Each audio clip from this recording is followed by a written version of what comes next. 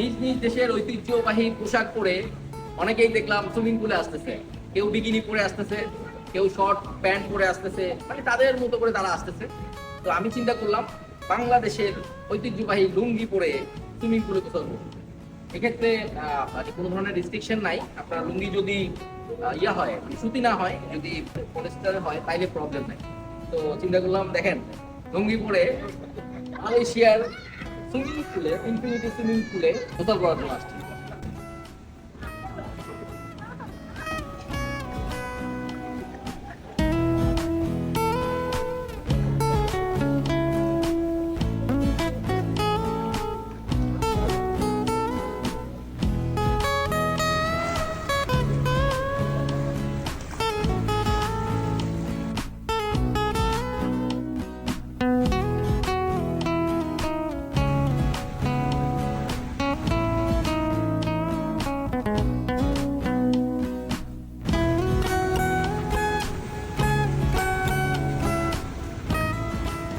লুঙ্গি পরে সুইমিং পুলে কিন্তু ভাই নামতে দেয় না।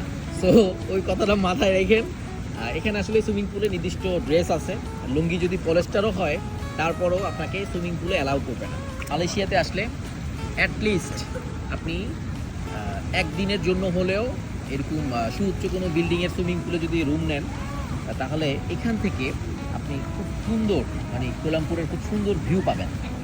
তো যারা যারা বাজেট ট্রাভেল করেন বা যারা অল্প টাকায় বিদেশে ঘুরতে চান, আমার মনে হয় টুকটাক জায়গায় যদি আপনারা ছাড় দেন, কিছু কিছু জায়গায় যদি আপনি কিছুটা অ্যাড করেন, তাহলে ওই মোমেন্টটা, কারণ আপনি বারবার মালয়েশিয়া আসবেন না, বাট যখনই আসছেন ওই সময় যদি একটু বাজেট বাড়িয়ে যদি এরকম একটা ভালো হোটেলের রুম নেন, তাহলে এখান থেকে আপনি যে মেমোরিজ জমাবেন সেটা আপনার সারা জীবন মনে থাকবে।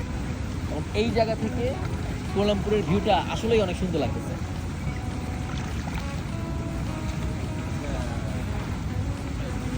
একটা কথা বলতে তো ভুলে গেছি, জীবন সুন্দর যদি আপনি চান।